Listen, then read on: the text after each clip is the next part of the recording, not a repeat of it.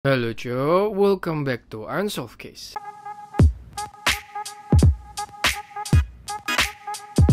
Ini gue bakal bahas sebuah kasus ya. Jadi ada satu keluarga gitu yang tinggalnya tuh di peternakan ya, yang di entah berantah. Nah, satu hari mereka tuh ditemuin semuanya meninggal, Cok. Dan bahkan polisi itu nemuin kalau pelakunya sempet tinggal di rumah itu. Jadi kayak pelakunya sempet tinggal di rumah itu tapi tinggalnya di atas genteng gitu, di antara atap sama genteng, namanya apa? Atik nih, nanti gue kasih fotonya aja. Nah, pelakunya tuh tinggal di situ tanpa sepengetahuan korban ya. Terus juga sebelum kejadian, keluarga di peternakan itu juga ngalamin hal-hal yang lumayan janggal. Dan ya, penasaran gimana ceritanya kok sampai bisa nggak terpecahkan ya, salah siapa di kasus ini, makanya tonton terus sampai habis. Oke, kalau udah langsung aja ke ceritanya. Nah, jadi kasusnya ini terjadi di sebuah peternakan bernama Hinterkaifeck di Bavaria di Jerman. Kejadiannya itu di tahun 1922, jadi udah lumayan lama ya. Nah, peternakan Hinterkaifeck itu tuh terletaknya di tengah-tengah hutan, bisa dibilang tempat yang sangat amat rural, yang lumayan terpencil. Bahkan jarak dari satu rumah yang lain itu tuh bisa sampai kayak 200-500 meter gitu lah. Jadi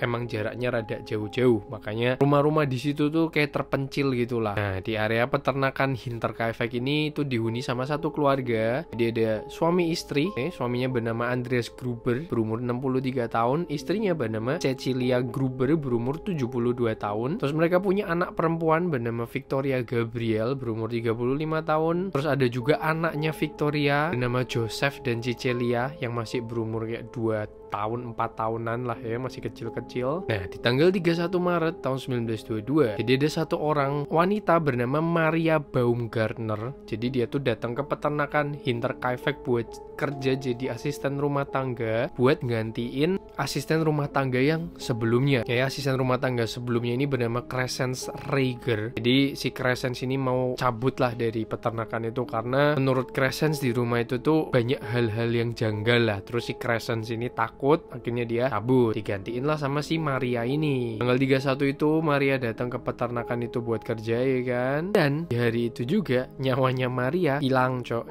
Maria baru hari pertama kerja malah meninggal beserta majikan-majikannya. Nah, ini gue ceritain dulu backgroundnya ya, biar rada relate dikit. Nah, jadi peternakan Hinterkaifeck itu tuh sebenarnya punya mantan suaminya si Cecilia Gruber yang bernama Joseph Asam. Nah, terus suami pertamanya Cecilia itu meninggal. Nah, peternakannya diwarisin lah ke istrinya, ke Cecilia. Dan pada saat itu Cecilia tuh berumur 35 tahun waktu ditinggal Joseph meninggal. Nah, habis ditinggal suaminya meninggal, si Cecilia itu mulai deket sama pembantu di peternakan itu, Cok. Jadi orang yang biasa bersih-bersihin peternakan ya, kayak ngurusin sapi-sapinya, ayam gitu-gitulah, bernama Andreas Gruber. Nah, si Cecilia sama Andreas mulai deket-deket, akhirnya nikah tuh mereka. Jadi Andreas yang tadinya cuma jadi yang bersih-bersih peternakan, tiba-tiba langsung jadi yang punya peternakan tuh. Mereka nikah, punya 3 anak, tapi sayangnya cuma satu yang berhasil hidup ya, yang 2-nya meninggal. Nah, dan BTW si Andreas itu tuh orangnya toksik banget, Cok. Ya emang dikenal sama tetangga-tetangga di situ tuh dia tuh orang yang temperamen gitulah ya, gampang banget marah. Dan bahkan dia ke istrinya pun itu juga kasar banget, Cok. Sering nge-DRT-in si Cecilia. Dan gak cuman itu, anak mereka si Victoria ya, ini satu-satunya anak yang berhasil bertahan hidup dari 3 anak yang dilahirin tadi. Si Victoria, waktu Victoria umur 16 tahun, dia tuh juga sering banget dilecehin sama si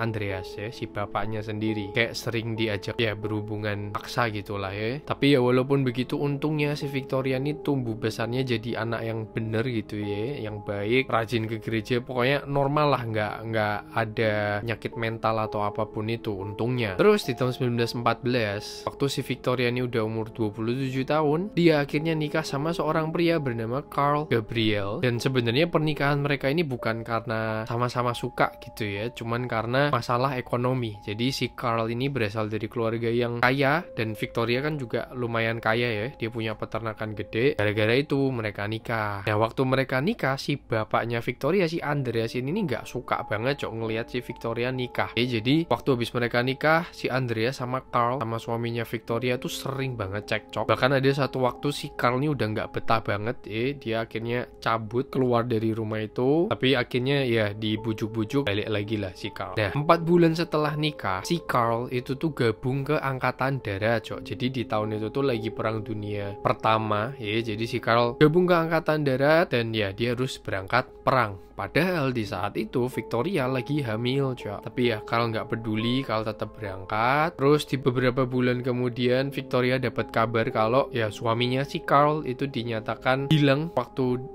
lagi perang, entah meninggal atau diculik sama lawan, nggak ada yang tahu karena jasadnya nggak pernah ditemuin. Tapi intinya dinyatakan hilang. Dan ya Victoria juga nggak sedih-sedih amat deh, karena ya, baru nikah 4 bulan, terus mereka juga nikahnya bukan karena sama-sama suka ya kan. Jadi ya udah aja gitu dikabarin gitu. Nah nggak lama tahun 1915 si Victoria akhirnya ngelahirin anak pertamanya, perempuan ya, yang dinamain Cecilia. Jadi namanya sama kayak neneknya, sama kayak mamanya Victoria. Nah habis Victoria ngelahirin kan lagi masa penyembuhan gitu ya kan, nggak nyampe sebulan si Victoria udah dilecehin lagi sama bapaknya, Cok. Kayak udah dipaksa berhubungan gitu ya, secara paksa. Terus karena Victoria ini nggak kuat, akhirnya Victoria lapor polisi. Untungnya diladenin tuh sama polisi ya. Polisi dateng, diladenin laporannya, dijelasin lah sama Victoria segala macem. Ketangkep lah akhirnya si Andreas, tangkep, dinyatakan bersalah. Tapi si Victoria juga dinyatakan bersalah karena alasannya nggak ada tanda-tanda kalau Andreas itu maksa Victoria buat berhubungan badan gitu. Jadi dianggapnya itu hubungan sedarah lah dan ilegal pada saat itu. Ya nggak tahu sampai sekarang masih ilegal atau enggak, tapi pada saat itu ilegal. Terus akhirnya Victoria juga dinyatakan bersalah. Andreas di penjara 1 tahun, sedangkan Victoria itu 1 bulan. Terus setelah 1 bulan keluar Victoria akhirnya cari cara biar bisa keluar dari rumah itu. Caranya ya cari cowok lagi buat dinikahin. Dan sampai ketemu nih satu pria bernama Lawrence Keaton Bauer. Di si Lawrence sih kayak cuman tetangganya doang lah ya, jadi deket gitu. Tapi masalahnya si Lawrence udah beristri, Cok. Tapi ya udah tetap pacaran tuh Victoria sama Lawrence. Victoria jadi selingkuhannya Lawrence. Mungkin karena tetanggaan juga gitu, jadi ketemuannya gampang ya kan. Ya udah tuh mereka hubungannya backstreet sampai di tahun 1918 istrinya Lawrence itu meninggal, Cok. Nah baru nih pas istrinya Lawrence meninggal, Lawrence langsung ngelamar Victoria. Victoria mau, tapi beberapa hari kemudian Victoria bilang kalau dia hamil. Waktu Victoria bilang dia hamil, si Lawrence malah marah, Cok. Lawrence bilang, wah nggak mungkin itu anak gue, orang kita baru berhubungan beberapa kali, nggak mungkin itu anak gue, itu jangan-jangan anak lu sama bapak lu sendiri. Malah dituduh begitu. Akhirnya Lawrence ngebatalin lamarannya, dia nggak jadi mau nikah sama Victoria. Sampai akhirnya di sini Andreas tuh marah tuh.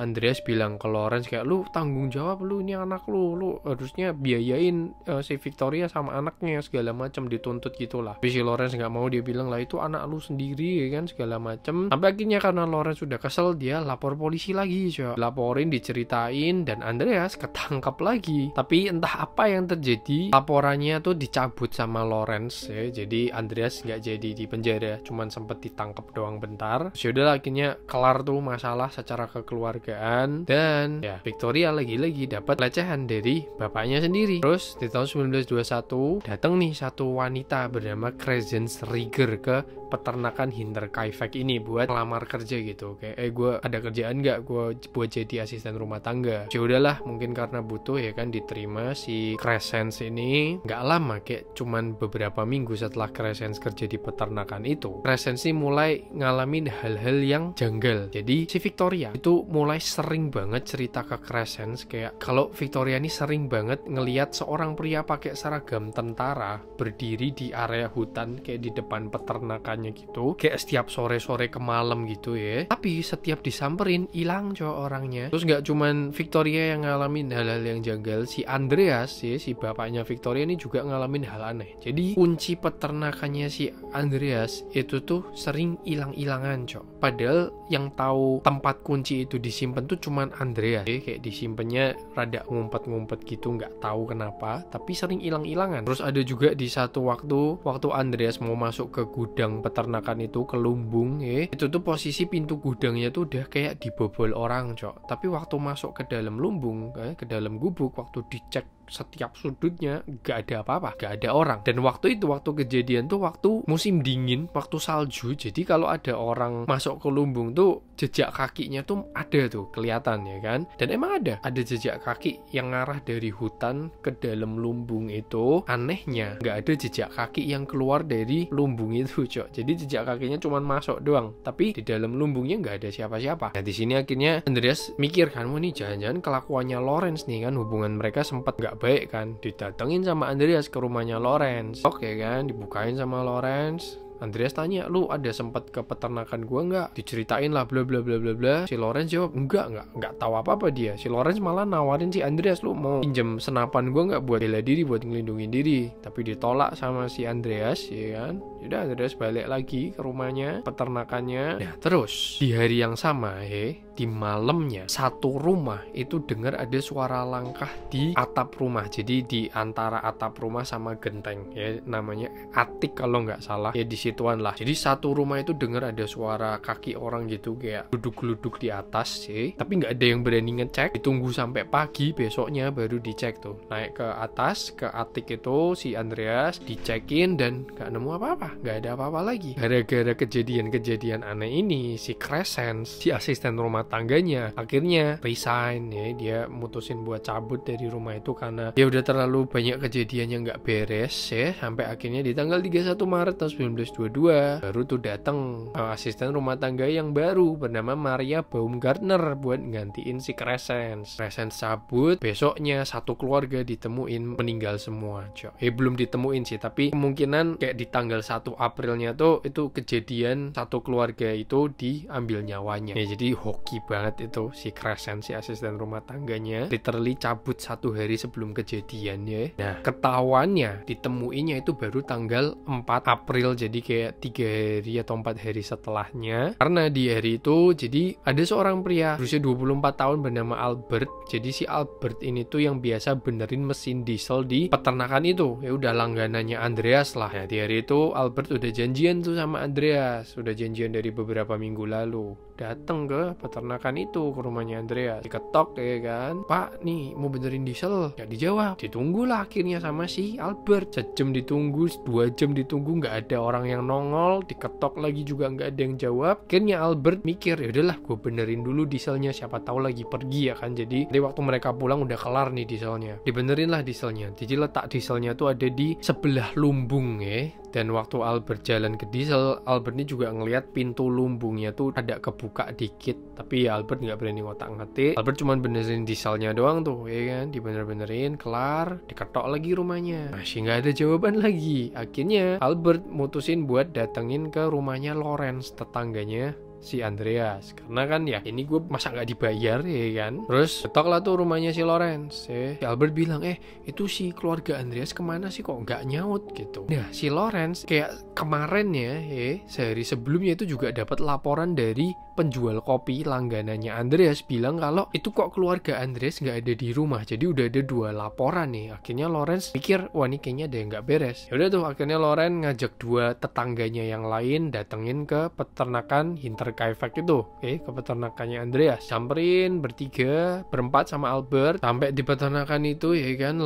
Lawrence ngeliat pintu lumbungnya tuh rada kebuka, langsung dimasukin ya kan. Masuk, Lawrence coba ngecek ya kan, jeraminya itu kayak digali gitu, jeraminya disingkirin. Dan Lawrence nemuin jasadnya Cecelia, Cok. Itu jasadnya yang pertama kelihatan, jasadnya Cecelia.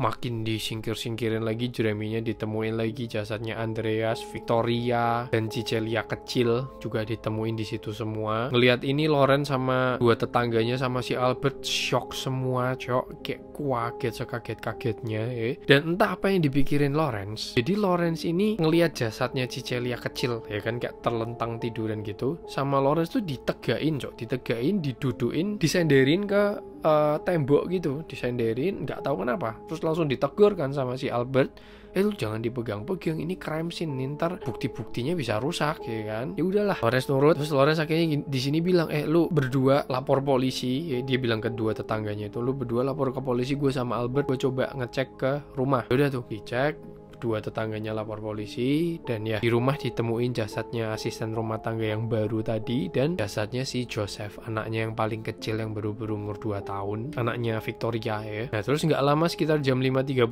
pagi polisi datang ke peternakan itu, dan waktu polisi datang kondisinya udah rame banget, Cok. Bener-bener udah jadi apa ya, udah dibuat tontonan. Kayak ada yang udah masuk ke lumbungnya buat ngelihat jasadnya, ada yang di depan rumah, ada yang di dalam rumah, kacau banget lah ya. Langsung diusir-usirin sama polisi, dan jejak-jejak pelaku, bukti-bukti pelakunya ya rusak semua, fingerprint rusak, jejak kakinya rusak, susah lah, udah ribet lah buat polisi nemuin petunjuk gitu ya. Terus akhirnya ya udahlah, akhirnya yang bisa polisi lakuin cuman kayak nyatet gitu nih ditemuinya di mana, terus keadaannya gimana. Dan BTW seluruh anggota keluarganya itu keadaannya ada luka benda tumpul di kepalanya, kecuali si Victoria ada bekas cekean juga dan di sini polisi berasumsi kalau pelakunya tuh mungkin ada benci sama Victoria, kenapa kok sampai dia dicekek gitu ya. Akhirnya polisi coba ngeinvestigasi yang di dalam rumah. Tadi kan cuman lihat di bagian lumbung ya kan, masuk ke rumah, naik ke atap gitu, ke atiknya, dan di sini polisi nemuin kalau ada seseorang yang udah tinggal di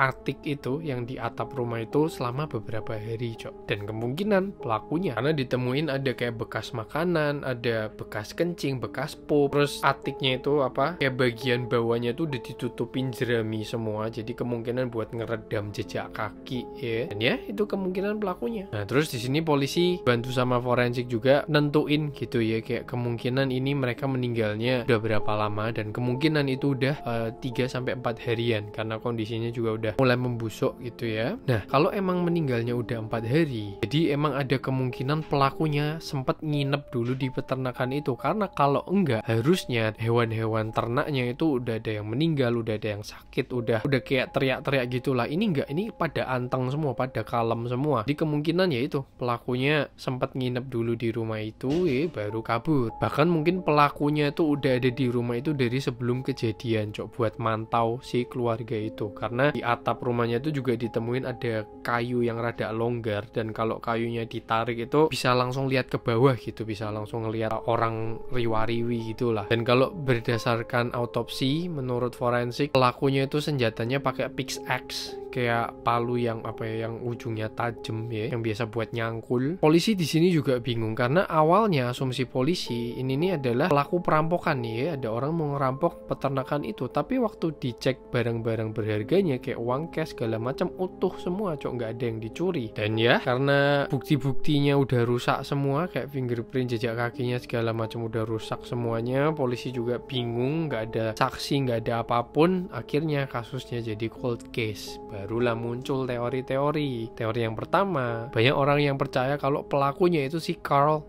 Gabriel ya, si suaminya Victoria yang tadi udah nikah 4 bulan itu tadi ya, terus ditinggal perang. Jadi tadi kan dibilang kalau jasadnya Carl ini nggak pernah ditemuin ya kan, jadi makanya orang-orang pada berasumsi wah jangan-jangan Carl ini sempat balik ke Jerman nih, terus mungkin pengen nguasain hartanya keluarganya Andreas, makanya satu keluarga diambil nyawanya semua. Tapi ya nggak masuk akal aja lah ya. Kenapa muncul teori ini? Karena tadi si Victoria kan sempat bilang tuh, sempat cerita kalau dia sering lihat ada seorang pria yang pakai seragam tentara yang suka berdiri di depan peternakannya itu di area hutan-hutan situ. Tapi ya nggak ada bukti konkret, cuman kata orang doang. Terus ada yang bilang kalau pelakunya itu keluarganya si Carl. Jadi keluarganya Carl nih tahu kalau Victoria dari keluarga kaya ya kan. Jadi sebelum Victoria nikah lagi, nyawa keluarganya Victoria diambil biar hartanya jatuh ke keluarganya si Carl nih. Nah ini lumayan masuk akal ya. Cuman ya lagi-lagi cuman kata orang doang. Terus ada juga muncul teori kalau pelakunya itu kemungkinan si Lawrence ya, si orang pertama yang tadi datang ke peternakan itu, yang sempat ada cekcok sama Andreas ya. Karena kan tadi si Lawrence sempat punya masalah tuh kan sama Andreas, karena Lawrence tadinya pengen nikah sama Victoria tapi nggak jadi karena ya Victoria katanya hamil anaknya si Andreas. Terus banyak orang yang bilang kalau Lawrence tuh sengaja ngancurin crime scene gitu, kayak jejak-jejaknya semua dihancurin, terus tetangga-tetangganya dibiarin masuk biar ya kesusahan polisi buat nyari jejak pelakunya. Tapi ya nggak ditemuin bukti. Lawrence juga sempat ditanya-tanya sama polisi tapi Lawrence kebantah terus ya, dan nggak pernah ditemuin bukti apapun. Jadi ya kasusnya tetap jadi cold case ya, jadi unsolved sampai sekarang. Nggak ada yang tahu pelakunya siapa, nggak tahu apa yang terjadi dan kenapa sampai diambil nyawanya segitunya, satu keluarga penuh ya. Atau Andreas punya musuh karena dia orangnya begitu ya kan, temperamen segala macem, nggak ada yang tahu ya. Gimana menurut lu? Komen di bawah ya. Segitu dulu videonya, semoga bisa mengantarkan kalian tidur ya. Jangan lupa di like, jangan lupa di subscribe, share juga ke teman kalian. See you in the next video.